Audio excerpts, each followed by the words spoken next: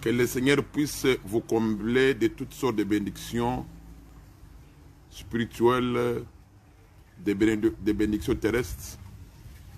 Que la rosée du ciel et la grâce de la terre puissent vous être accordées de la part de notre Seigneur Jésus-Christ.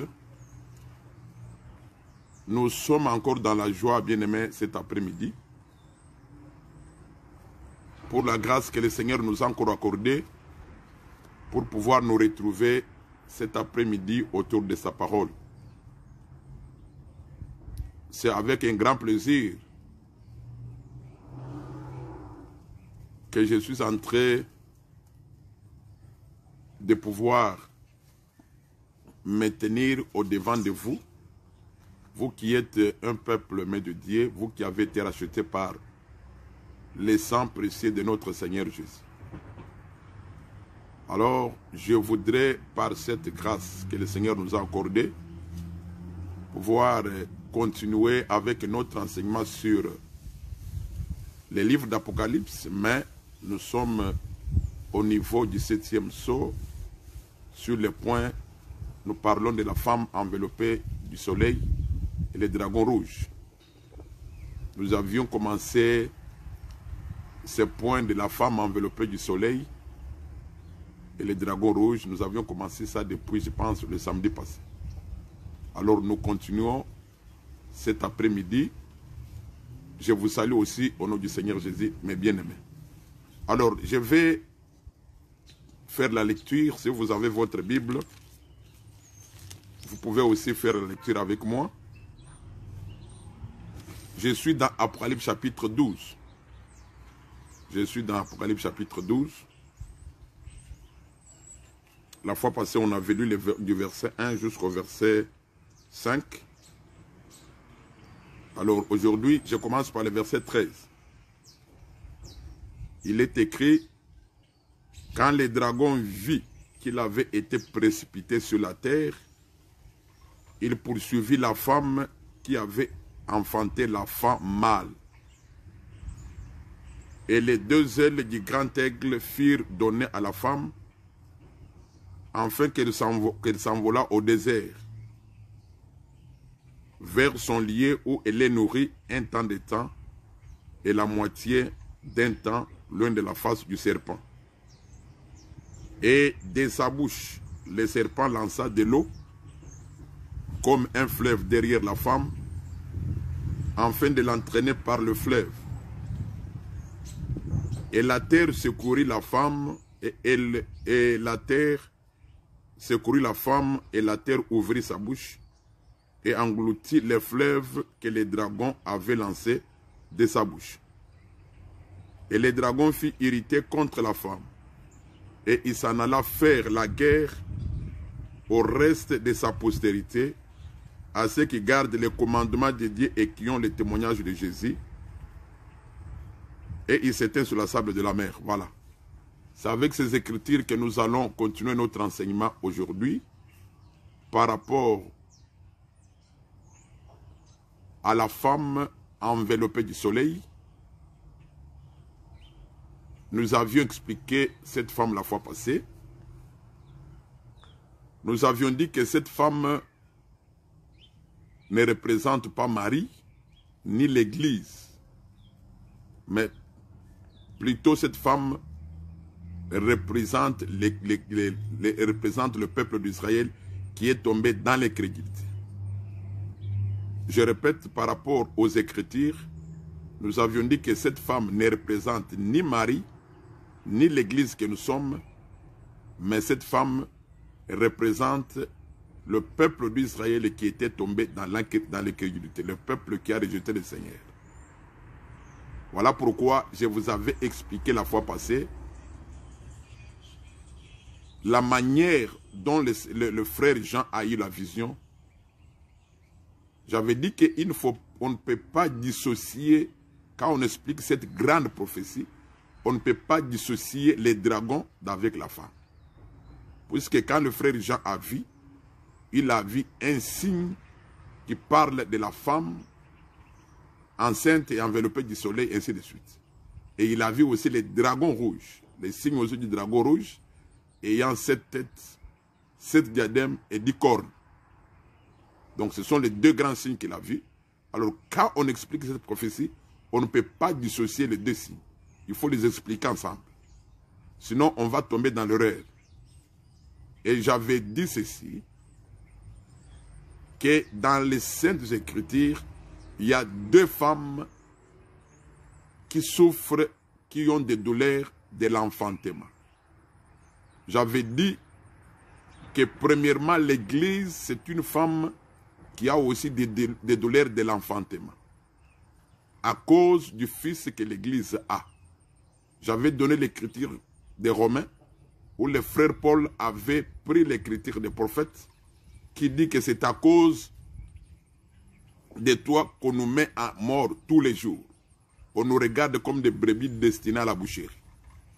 Cette écriture concerne l'Église, donc l'Église aussi comme une femme qui a des douleurs de l'enfantement, à cause du Seigneur. C'est-à-dire, à cause du Seigneur que nous avons, nous souffrons aussi. On nous maltraite comme on a maltraité les apôtres à cause du Seigneur. Là, c'est la première femme qui a les douleurs de l'enfantement à cause du Seigneur. Mais il y a aussi une deuxième femme qui a les douleurs de l'enfantement, non à cause du Seigneur, mais puisqu'elle a rejeté le Seigneur. Là, il s'agit d'Israël. C'est le peuple d'Israël qui a rejeté le Seigneur. Ce peuple aura aussi les douleurs de l'enfantement. J'avais expliqué ça dans la vidéo précédente. Alors, dans cette prophétie, Apocalypse chapitre 12, il ne s'agit pas de l'Église et il ne s'agit pas de Marie, mais il s'agit du peuple d'Israël. Merci pour l'écriture que vous venez de donner. Romains chapitre 8, verset 36. Cette écriture montre noir sur blanc que l'Église souffre des douleurs de l'enfantement à cause du Seigneur.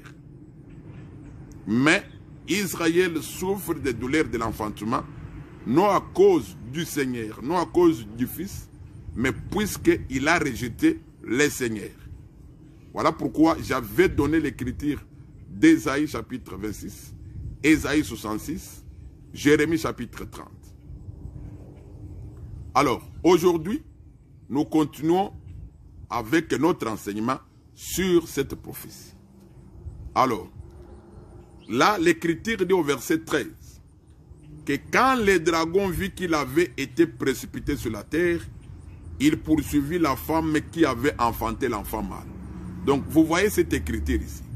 L'écriture est très claire, l'écriture précise que quand le dragon a été précipité sur la terre, il poursuivit l'enfant, la femme qui avait enfanté l'enfant mâle. Mais quand vous lisez au verset 5, on dit « Et l'enfanta un fils, qui doit paître toutes les nations, avec une verge de fer, et son enfant fut enlevé vers Dieu et vers son trône. » Donc l'écriture déjà au verset 5 dit que cette femme enfanta un enfant mâle, et cet enfant c'est celui qui va paître toutes les nations avec une verge de fer. Et cet enfant fut enlevé vers Dieu et vers son trône. Cette écriture ne concerne pas l'enlèvement de l'Église bien-aimée. Pourquoi? Puisque ici, il s'agit du Seigneur.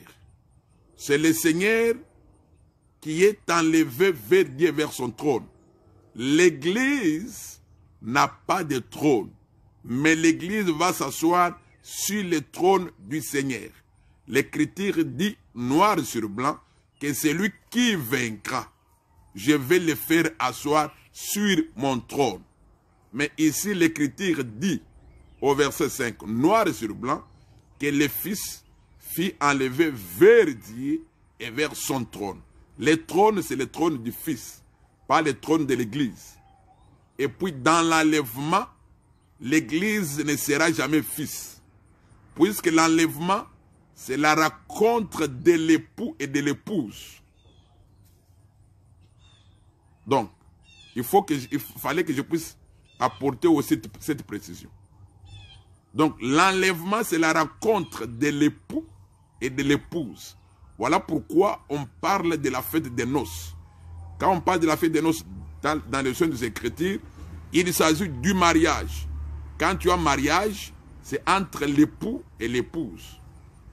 Donc, on ne peut pas appliquer cette écriture d'Apocalypse chapitre 12, verset 5, dire qu'il s'agit de l'enlèvement de l'Église. Non, bien-aimé.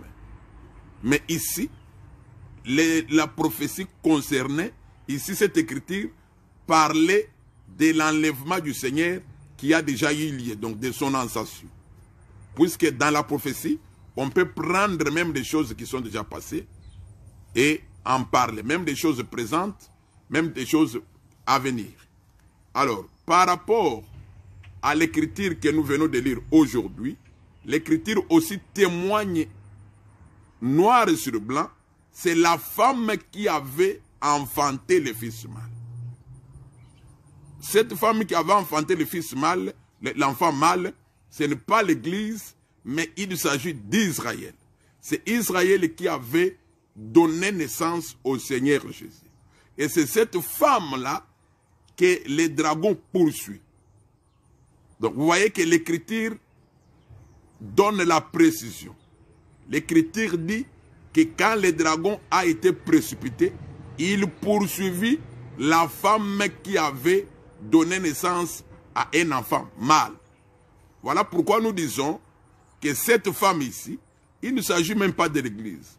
On ne peut même pas dire que, écoutez, dans cette femme, il y a l'Église et dans cette femme, il y a Israël. Non. Puisque l'Écriture dit que quand le dragon fut précipité, il poursuivit la femme qui avait enfanté le fils, qui avait donné naissance à un enfant mâle. Et cet enfant mâle à qui la femme avait donné naissance, il s'agit de notre Seigneur, c'est celui qui était enlevé, qui a eu l'ascension et il est allé vers son trône. Je répète pour dire que l'Église, dans l'enlèvement, l'Église n'est pas le fils, mais l'Église est considérée comme épouse. C'est comme ça que les apôtres ont enseigné. Je peux même donner une écriture. Là, je suis dans Éphésiens chapitre 5. Éphésiens chapitre 5, oui, je crois. Il y a beaucoup d'écritures qui montrent ça. Voilà. Éphésiens chapitre 5. Je lis à partir du verset 22. Femmes, soyez soumises à vos maris comme au Seigneur. Car le mari est le chef de la femme, comme Christ est le chef de l'Église, qui est son corps et dont il est le sauveur. Or, de même que l'Église est soumise à Christ, les femmes aussi doivent l'être à leur mari en toutes choses. Marie, aimez vos femmes comme Christ a aimé l'Église et s'est livré pour elle, afin de la sanctifier par la parole, après l'avoir purifiée par le baptême d'eau, afin de faire paraître devant lui cette Église glorieuse, sans tache ni ride, ni rien de semblable, mais sainte et irrépréhensible. Donc, par rapport à cette écriture, nous voyons noir sur blanc le Seigneur qui compare l'Église à une femme mariée. Et le Seigneur travaille pour sanctifier cette Église, pour sanctifier cette femme, afin de la présenter devant lui-même sans tache ni ride. Donc, dans l'enlèvement, l'Église n'est pas fils. Mais dans l'enlèvement, l'Église est l'épouse. Alors, maintenant, dans Apocalypse chapitre 13, et chapitre 12 plutôt, au verset 13, on dit, les dragons, quand il a remarqué qu'il a été précipité sur la terre, il poursuivit la femme qui avait donné naissance au fils, à un enfant mâle.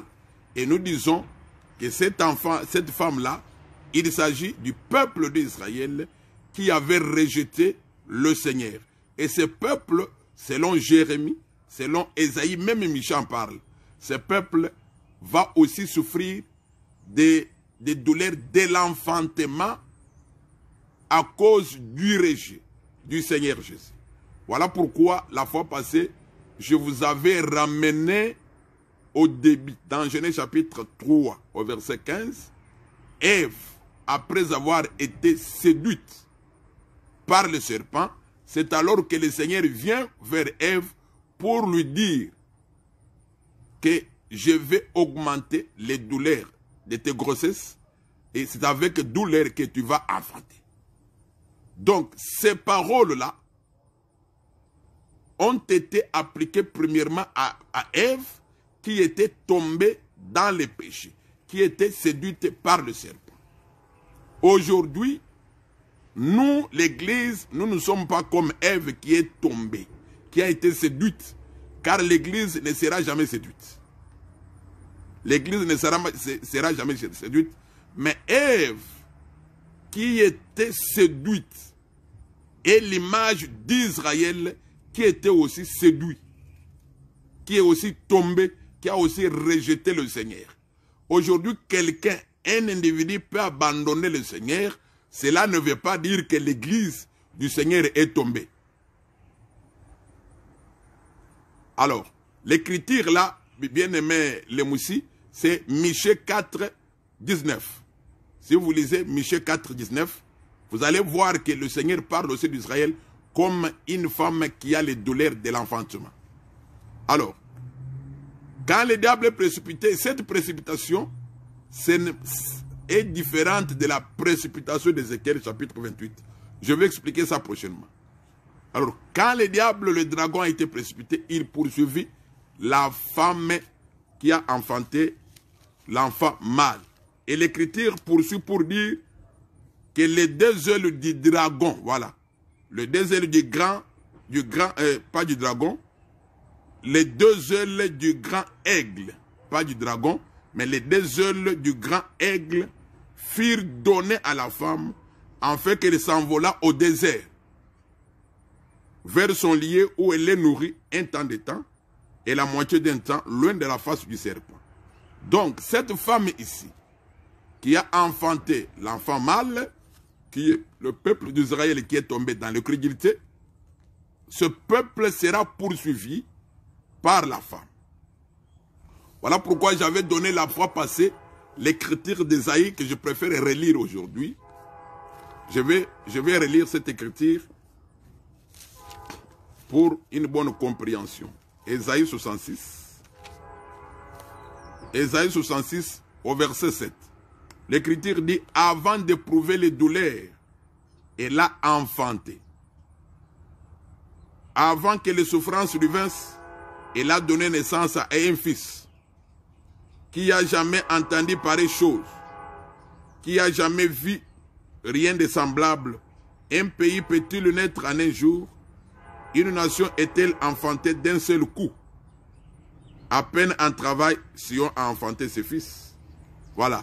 Cette écriture montre noir sur blanc que avant d'avoir des douleurs, elle a enfanté un enfant mâle. Ça, c'est Isaïe qui prophétise. Or, c'est Israël qui a enfanté l'enfant mâle avant de connaître les douleurs de l'enfantement. Puisque les douleurs de l'enfantement d'Israël viennent après la naissance du fils. Le Seigneur est né avant que Israël puisse connaître les douleurs de l'enfantement. C'est ça ce qui est écrit dans Ésaïe 66, à partir du verset 7 jusqu'au verset, je pense, 9. Voilà pourquoi dans Apocalypse chapitre 12, au verset 13, on dit que quand le dragon a été précipité, il poursuivit la femme qui a enfanté l'enfant mâle. C'est-à-dire que c'est après l'enfantement, après que la femme ait donné naissance. Oh, il y a les trains qui passent ici, vraiment, je m'excuse pour le bruit. Je crois que vous me suivez malgré le train qui est en train de passer. Je crois que vous me suivez. Oh.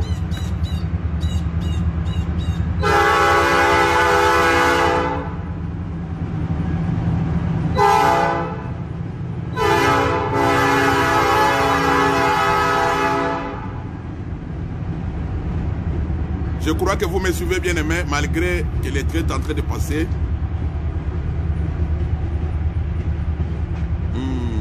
Un bruit là. Ah ok, merci beaucoup. Merci beaucoup, oh, voilà. Alors, je disais ceci, selon Apocalypse 12, verset 13, l'Écriture dit que quand le dragon a été précipité, c'est alors qu'il poursuivit la femme qui avait enfanté l'enfant mâle. Vous allez voir clairement ici que cette femme est poursuivie après la naissance du fils. C'est ça, Ésaïe 66, à partir du verset 7. Et cette femme, il s'agit d'Israël qui est poursuivie, ou soit qui sera poursuivie après que notre Seigneur soit né et être enlevé. Et l'Écriture dit qu'on a donné 2 ailes du grand aigle à la femme pour qu'elle aille dans le désert afin qu'elle soit nourrie pendant 3 ans et demi. Donc ici, il s'agit d'Israël. C'est-à-dire que les souffrances d'Israël, à cause du rejet de notre Seigneur, vont venir après. Alors, vous allez remarquer que quand les dragons suivent la femme, selon l'Écriture, quand les dragons suivent la femme, et le dragon va échouer de tuer la femme, et après il va suivre les restes de la postérité de la femme. Alors, c'est-à-dire, quand on parle de 3 ans et demi pendant lesquels la femme sera nourrie, nous devons vite comprendre qu'il s'agit de la 2e moitié de la semaine. Puisque c'est à la 2e moitié de la semaine que le diable, que l'antéchrist aura le pouvoir de dominer sur la terre. Le Seigneur lui a donné le pouvoir de 42 mois. À la première moitié de la semaine, l'antéchrist va être là. Il va faire seulement l'alliance avec les Juifs, mais il ne va pas commencer à les maltraiter pendant ce moment de l'alliance. Mais c'est à la 2e moitié. C'est-à-dire, au milieu de la semaine, c'est au milieu de la semaine quand il va se proclamer Dieu, quand les gens vont commencer à les rejeter, c'est alors qu'il va s'imposer. C'est alors qu'il va commencer à suivre les Juifs. Donc, c'est ça la période même qu'on appelle la période de la grande tribulation. C'est ça ce que le frère Jérémie a appelé la période, ou soit le temps de la détresse, ou soit le temps d'angoisse de Jacob. C'est ce temps-là. Donc, c'est ce temps-là.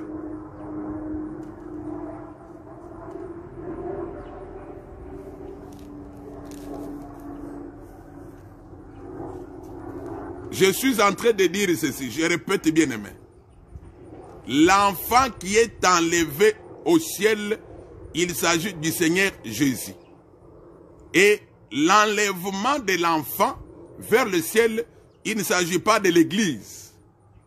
Puisque, je répète, je dis que l'Église, dans l'enlèvement, ne sera pas fils, mais l'Église est enlevée comme épouse. Puisque l'enlèvement, c'est la rencontre de l'époux et avec l'épouse. Voilà pourquoi j'ai dit ceci. Vous savez, les Écritures elles-mêmes parlent. La femme était enceinte et quand elle a donné naissance, c'est après avoir donné naissance qu'elle est poursuivie par les dragons. Nulle part dans la Bible, dans Apocalypse chapitre 12, on a dit que la femme, le dragon plutôt, a poursuivi la femme pendant que la femme était enceinte. Ce n'est pas écrit. Mais l'Écriture dit ceci, au verset 4, l'Écriture dit, Saké entraînait les tiers des étoiles du ciel et les jetait sur la terre. Et les dragons s'éteignent devant la femme qui allait enfanter afin de dévorer son enfant lorsqu'elle aurait enfanté. Donc vous voyez, l'Écriture témoigne que quand la femme était enceinte, les dragons étaient devant la femme, il attendait que l'enfant soit né pour qu'il soit dévoré. J'ai expliqué ça la fois passée. Je vous ai donné même l'exemple que avant la naissance de notre Seigneur Jésus, les prophètes avaient déjà prophétisé comment le Seigneur allait passer par des souffrances et comment le Seigneur allait mourir à cause de l'humanité. Donc, ceci parlait déjà du dragon qui attendait le Seigneur, que quand il sera né, qu'il puisse les dévorer. Donc, j'avais expliqué ça la fois passée. Alors, cette femme ici, dans Apocalypse chapitre 12, je répète qu'il ne s'agit ni de l'Église, ni de Marie, mais il s'agit d'Israël. Puisque l'Écriture dit ceci: après que la femme ait donné naissance à l'enfant mâle, c'est alors que le dragon suit la même femme. Donc, on ne peut pas dire ici qu'il s'agit, on ne peut pas dire que cette femme, c'est l'Église. Non. Sinon, ça n'aura pas de sens. Comment on peut dire que l'Église enfante l'Église? Puisque les gens disent, écoutez, l'Église, l'enlèvement du Fils, c'est l'Église. Non. L'enlèvement du Fils, il s'agit de l'enlèvement du Seigneur Jésus. Voilà pourquoi j'ai dit dans ma vidéo précédente que l'enlèvement, c'est le mariage entre l'époux et l'épouse. L'Église sera enlevée non comme fils, mais l'Église est enlevée comme l'épouse. Voilà pourquoi tous les apôtres, quand ils parlent de l'enlèvement de l'Église, ils présentent l'Église non comme fils, mais comme épouse. Voilà pourquoi nous confirmons par l'écriture du verset 13, qui dit que la même femme-là, après qu'elle ait donné naissance, c'est alors que le dragon l'a poursuivi. Or, cette femme qui a donné naissance, il s'agit d'Israël qui a donné naissance au Seigneur Jésus. Cette femme n'a pas connu les douleurs de l'enfantement quand elle était enceinte. Je vous ai donné l'écriture d'Ésaïe, chapitre 66, à partir du verset 7. Donc, les douleurs de l'enfantement pour Israël vont commencer après l'enlèvement de l'Église. Alors, il faut retenir que dans la Bible, il y a deux types de femmes. La première, c'est l'Église qui a les douleurs de l'enfantement à cause du Fils. Mais Israël a aussi les douleurs de l'enfantement, non à cause du Fils, mais puisqu'il a rejeté le Fils. Alors, l'Écriture dit qu'après que le dragon soit précipité, c'est alors qu'il va suivre la femme qui a donné naissance au fils mâle, à l'enfant mâle. Or, quelle est cette femme? Il s'agit d'Israël. Voilà pourquoi on dit, on donne maintenant 2 ailes du grand aigle à cette femme pour être nourrie dans le désert pendant 3 ans et demi.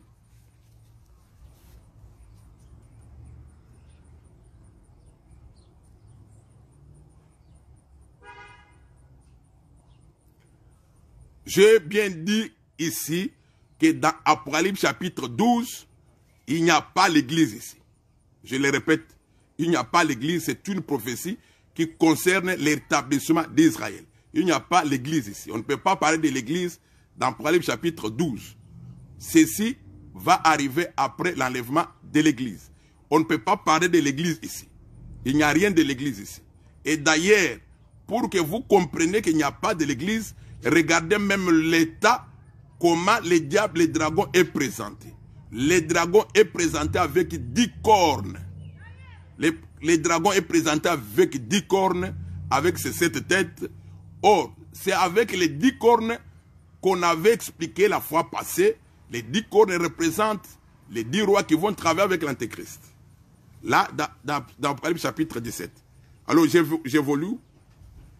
Alors, je disais que le dragon va poursuivre Israël après l'enlèvement de l'Église. Donc, les douleurs de l'enfantement d'Israël, c'est après l'enlèvement de l'Église. Voilà pourquoi on dit, on lui donne 2 ailes du grand aigle pour qu'il aille dans le désert, afin d'être nourri et être loin de la face du serpent. Alors, comment cela va se faire? C'est là le grand problème. Il faut aussi savoir expliquer cela au peuple.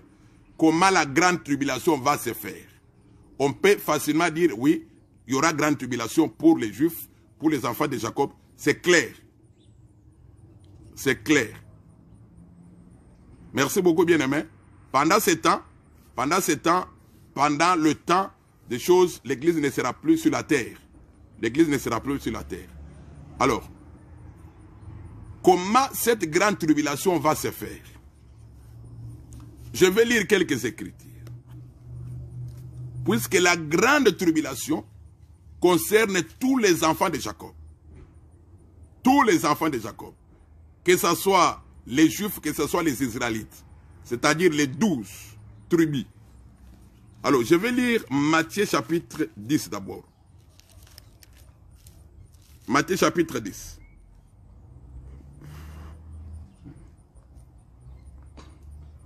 Matthieu chapitre 10. Je commence par le verset 34.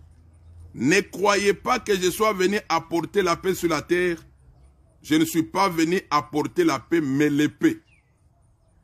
Ne croyez pas que je sois, verset 35, car je suis venu mettre la division entre l'homme et son père, entre la fille et sa mère, entre la belle-mère et sa belle-fille, entre la belle-fille et sa belle-mère. Et l'homme aura pour ennemi les gens de sa maison. Voilà d'abord cette écriture.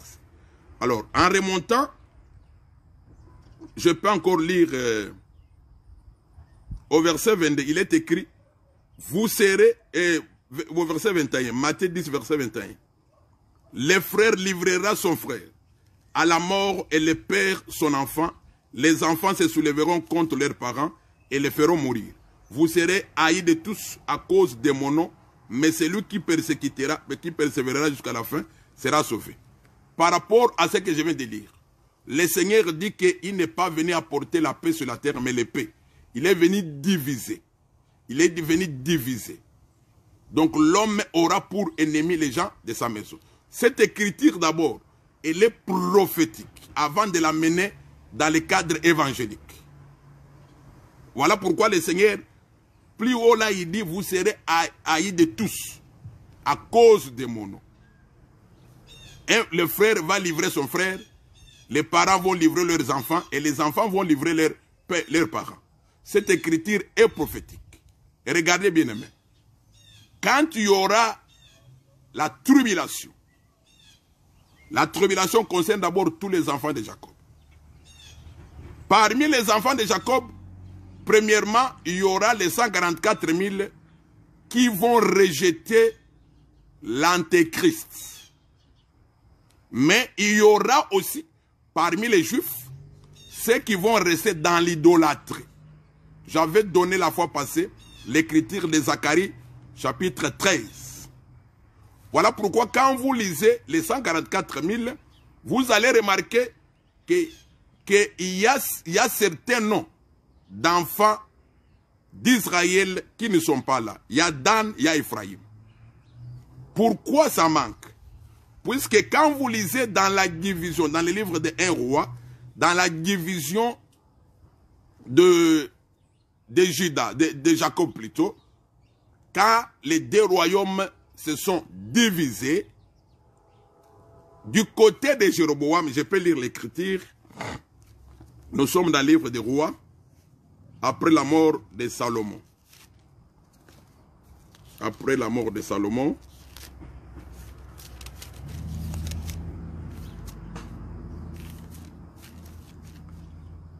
je suis dans 1 roi chapitre 12. Je vais lire au verset 29. Il plaça l'un de ses veaux à Bethel et il mit l'autre à Dan. Voilà. Donc, quand il y a eu division, Jéroboam de l'autre côté, du côté de Samarie, et Roboam de l'autre côté, Juda et Benjamin. L'écriture témoigne que les gens traversaient pour aller adorer Dieu puisque le temple était du côté de Juda. Et Jéroboam ayant remarqué cela, il va faire des oliers. Et il va placer un olier à Bethel qui est Ephraïm et un autre eau lié à Dan. L'Écriture dit que c'était ça l'occasion de pécher. C'est ça l'idolâtrie. Voilà pourquoi quand vous lisez Zacharie chapitre 13, le Seigneur parle, dit que dans les pays en ce jour-là, il y aura des idolâtres. Ce sont ces idolâtres-là qu'on appelle les traites d'alliance selon Daniel 11, verset 32. Ce sont eux qui vont commencer à trahir leurs frères. Voilà pourquoi le Seigneur dit, il y aura division. Cette écriture, c'est une écriture prophétique. Donc, parmi les Juifs, parmi les enfants d'Israël, eux-mêmes, ils vont se diviser, puisqu'il y en aura qui vont rejeter l'Antéchrist, il y en aura qui seront idolâtres, selon Zacharie 13. Voilà pourquoi l'Écriture dit, le Seigneur dit qu'il y aura division entre belle-mère et belle-fille. Je vais mettre la division. Le frère va trahir son frère. Je vais encore confirmer ça dans Luc 21. Luc 21 parle noir sur blanc que ça sera pendant le temps de la grande tribulation que ces choses arriveront. Je suis dans Luc 21. Je répète que Apocalypse 12 ne concerne ni Marie ni l'Église. Je suis dans Luc 21.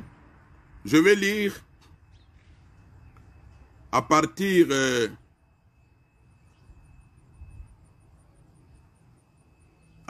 du verset 13.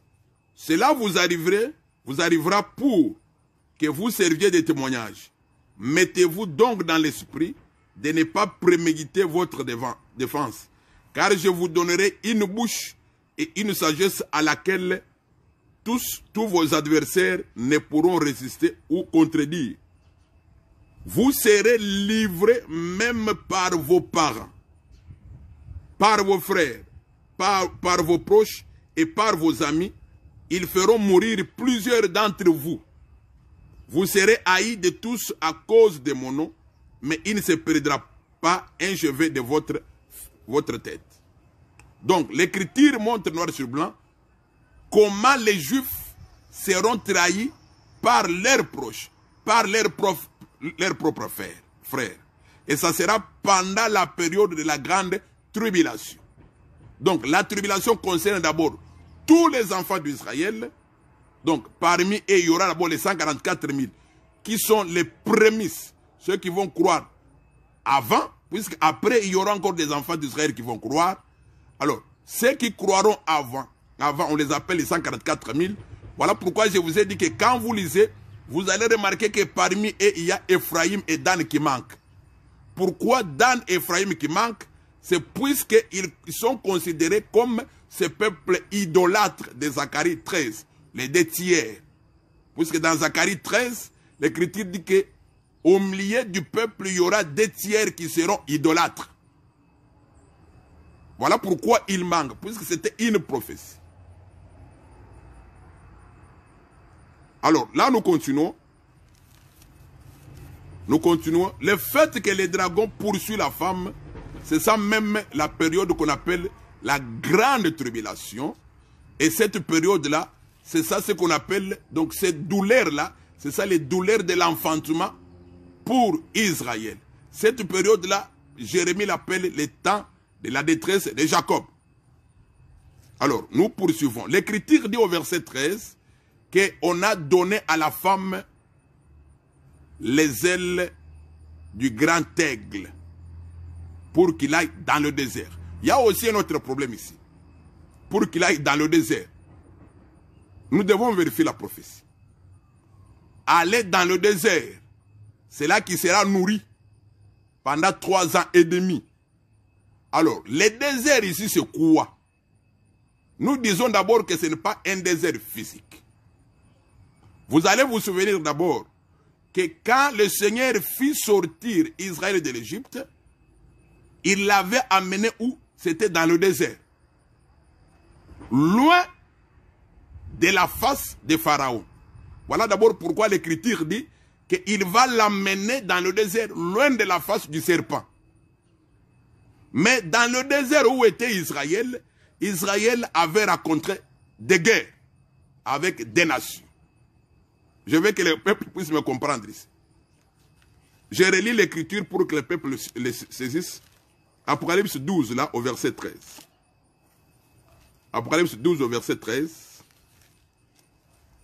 L'écriture dit ceci. Et là, je lis le verset 14. Et les deux ailes du grand aigle furent données à la femme, afin qu'elle s'envolât au désert, vers son lieu où elle est nourrie, un temps de temps et la moitié d'un temps, loin de la face du serpent. Donc l'écriture témoigne que ça sera pendant un temps de temps et la moitié de temps, pour dire que c'est 3 ans et demi. C'est ça la période de la grande tribulation. Alors le Seigneur va amener ce peuple dans le désert. Nous disons que ce n'est pas un désert physique. Nous allons comprendre ce désert. Il amène le peuple dans le désert. C'est ça, j'ai donné l'exemple où Dieu avait amené Israël. Quand Israël sortait d'Égypte, il l'a amené dans le désert, loin de la face de Pharaon. Mais dans le désert, Israël a rencontré les nations. Il y a eu des guerres et des guerres dans le désert. Voilà pourquoi l'Écriture dit ceci, que les dragons fait quoi? L'Écriture dit,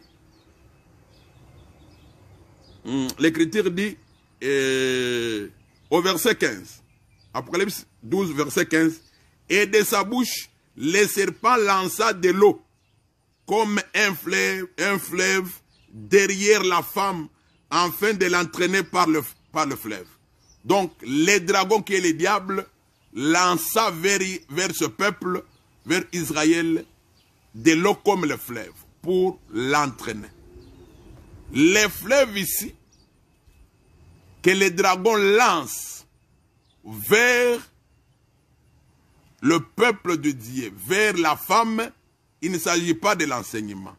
Il s'agit de l'ennemi. Puisque, souvenez-vous, d'abord, Ésaïe l'a dit dans Ésaïe 59, que quand l'ennemi viendra vers vous, il viendra comme un fleuve. Il viendra comme un fleuve, mais c'est l'Esprit de l'Éternel qui le mettra en fuite. Voilà pourquoi ici on dit qu'il va lancer de sa bouche les fleuves vers la femme, mais la terre va secourir la femme. La terre qui va secourir la femme, il s'agit de l'Esprit de l'Éternel. Puisque Ésaïe l'avait déjà dit, que l'ennemi viendra vers vous comme un fleuve, mais c'est l'Esprit de l'Éternel qui va le mettre en fuite. Donc c'est l'Esprit de l'Éternel qui va secourir la femme. Voilà pourquoi dans Luc, chapitre 21, le Seigneur l'a aussi répété. Le Seigneur l'a répété. Écoutez ce que le Seigneur dit. Il utilise un autre langage. Il lui dit ceci. Il lui dit ceci. Luc chapitre 21. Le Seigneur dit ceci. Pour expliquer comment le fleuve sera lancé vers la femme. Le Seigneur dit ceci. Luc 21, je commence par le verset 13. Cela vous arrivera pour que vous serviez de témoignage. Mettez-vous donc dans l'esprit de ne pas préméditer votre défense, puisqu'ils seront amenés vers les tribunaux. Ils seront tourmentés, persécutés. Alors le Seigneur dit au verset 15, car je vous donnerai une bouche, voilà, une bouche et une sagesse à laquelle tous vos adversaires ne pourront résister ou contredire. C'est-à-dire que quand ces gens, le peuple de Dieu va passer à la grande tribulation, le Seigneur va leur donner un moyen par lequel ils vont sortir de tous ces malheurs par lesquels on va les faire passer. Voilà pourquoi on dit que le diable va lancer le fleuve, l'eau comme du fleuve, mais c'est la bouche, la terre plutôt, qui va ouvrir sa bouche pour secourir la femme. Donc la bouche ici, c'est la bouche de Dieu. Et c'est l'Esprit de l'Éternel qui fera assez que le peuple ne soit pas anéanti par le fleuve. D'ailleurs, ici, l'Écriture confirme noir sur blanc, au verset 17, que vous serez haïs de tous à cause de mon nom, mais il ne se perdra pas un cheveu de votre tête. Malgré toutes les manœuvres de l'ennemi, Israël ne se perdra pas. Israël sera toujours vainqueur. C'est-à-dire que Israël ne perdra pas la foi, puisque ça sera son temps de grâce. Voilà pourquoi quand on présente cette femme, au début, on la présente avec la ligne sous les pieds, pour dire que c'est le temps du salut pour Israël. C'est ça le temps que le Seigneur lui fait grâce pour qu'il puisse croire, puisque personne ne peut croire à Dieu si Dieu ne lui fait pas grâce. Donc pour dire que ça sera le temps d'Israël pour qu'il puisse croire en Dieu. Alors maintenant, pourquoi on parle du désert? Le désert, c'est quoi?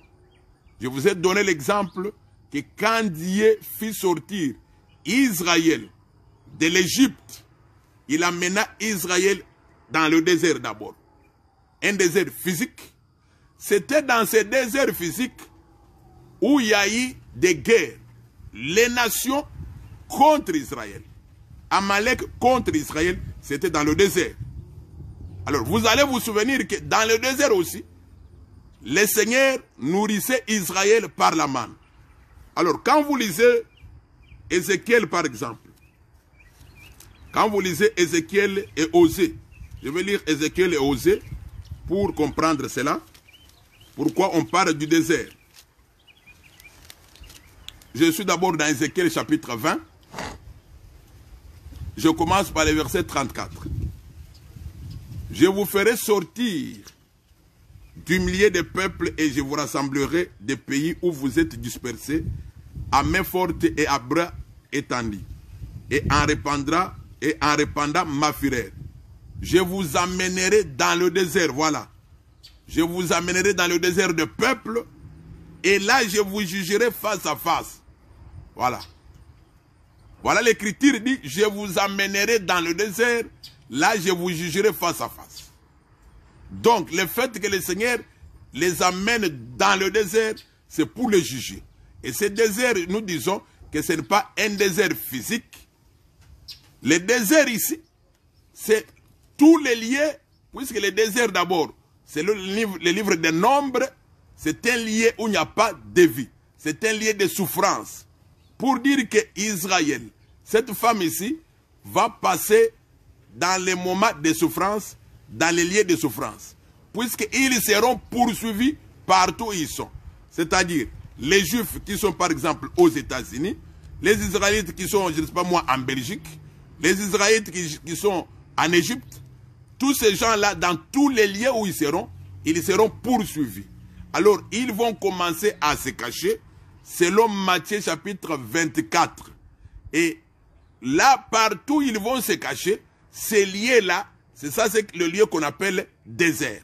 Ce n'est pas un désert ou soit un lieu propre où ils vont être, non. C'est un langage pour dire qu'ils vont passer par des souffrances, ils passeront dans des lieux difficiles, mais le Seigneur va toujours leur venir en aide. Et c'est là pendant 3 ans et demi. Alors, nous continuons la lecture. Je suis maintenant au verset 36. Comme je suis entré en jugement avec vos pères dans les déserts du pays d'Égypte, ainsi j'entrerai en jugement avec vous, dit le Seigneur l'Éternel. Donc, quand le Seigneur avait amené Israël dans le désert, l'écriture dit, je relis l'écriture, Ézéchiel 20, verset 36. Comme je suis entré en jugement avec vos pères dans les déserts du pays d'Égypte. Donc, quand le Seigneur amena le peuple dans le pays d'Égypte, le Seigneur entra en jugement avec eux. Voilà pourquoi dans le désert, quand Israël était dans le désert, Israël a connu des guerres et des guerres. Mais loin de la face de l'ennemi, loin de la face de Pharaon. Mais Pharaon avait lancé, l'écriture dit que les dragons lança les fleuves. Donc le fleuve là, c'est l'ennemi qui va attaquer Israël. Et ça sera où? Dans le désert, pas désert physique. Tous les lieux où le peuple d'Israël va se retrouver dans les souffrances. C'est ces lieux-là qu'on appelle désert. Si vous allez les recevoir dans votre maison, cette maison sera pour Israël un désert. Puisque les enfants d'Israël, pendant la grande tribulation, le Seigneur leur a déjà dit par les prophètes que ce jour-là, ça sera un jour de détresse pour vous. Un grand jour de détresse pour vous. Vous allez fuir. Donc ça sera une fuite non spirituelle, mais une fuite physique. Ils vont se cacher de maison en maison, de lieu en lieu. Donc ici, ce n'est pas spirituel, ce sont des choses physiques. Donc Israël va passer par une détresse physique. Voilà pourquoi les lieux, tous les lieux où ils vont se cacher, tous les lieux où ils vont fuir, ce sont ces lieux que le Seigneur appelle désert. Et c'est dans ce lieu-là où le Seigneur va commencer à leur enseigner la parole. Nous disons que les Déouins ne vont pas rassembler les 144 000 quelque part en train de leur enseigner. Non, ce n'est pas comme ça. Pourquoi nous le disons? Puisque il y a les 12 tribus qui se sont divisées. Comme depuis que ces 12 tribus se sont divisées, il y a 3 qui sont d'un côté, c'est-à-dire Judas, Benjamin, et puis la tribu de Lévi qui avait suivi après. C'est le livre des 2 Chroniques. Mais de l'autre côté, il y a des Samaritains. L'Écriture déclare noir sur blanc que les Samaritains se retrouvent jusqu'aujourd'hui parmi les nations. Ceux qui sont rentrés dans leur terre aujourd'hui, ce sont seulement ces 3 tribus. Tous, on les appelle des Juifs. Alors, les Déouins ne vont pas les rassembler en un seul lieu. Puisque les Déouins vont venir avec une puissance de la part de Dieu. Par leur message, le Seigneur va toucher même ceux qui sont dans des nations, ceux qui sont encore éparpillés parmi les nations. Les Israélites, par exemple, qui sont en Allemagne, ils seront touchés par ce message. Et quand ils seront touchés par ce message, ils vont commencer à refuser d'adorer la bête. Voilà pourquoi ils seront suivis chacun dans les lieux où il est. Voilà pourquoi l'Écriture dit que partout, le Seigneur dit dans Matthieu 24, que partout où cela va vous retrouver, il faut fuir. Le Seigneur dit partout.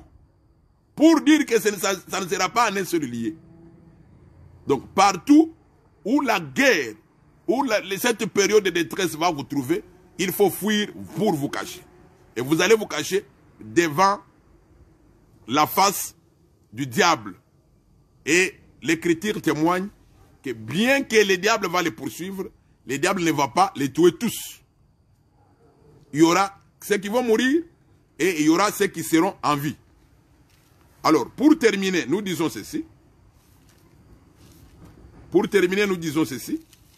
Apocalypse chapitre 12, toujours. Apocalypse chapitre 12.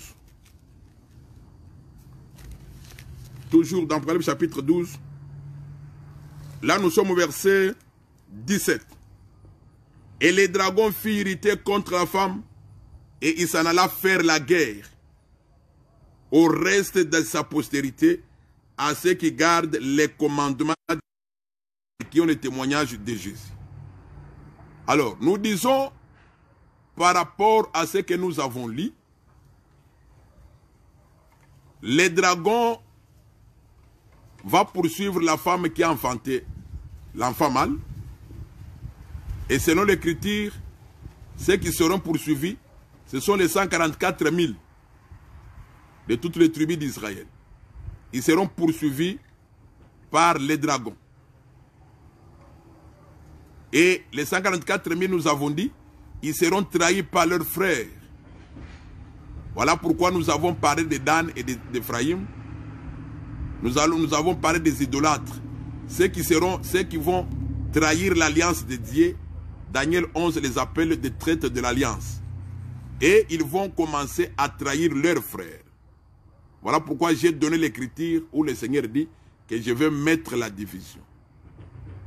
Donc, le frère va livrer son frère. Le parent va livrer son enfant. L'enfant aussi va livrer son parent. Donc, ce sont les traîtres de l'alliance. Ce sont les idolâtres qui vont trahir leurs frères en disant qu'ils rejettent l'antéchrist. Alors, après cela, quand le dragon remarquera qu'il n'a pas reçu sa mission de pouvoir tuer tous les 144 000, l'Écriture dit qu'il va maintenant aller vers la postérité de la femme, les restes de la postérité de la femme. Alors, qui est le reste de la postérité de la femme? Puisque la femme ici, il s'agit d'Israël. Il ne s'agit pas de l'Église. Il ne s'agit pas de Marie, il s'agit d'Israël.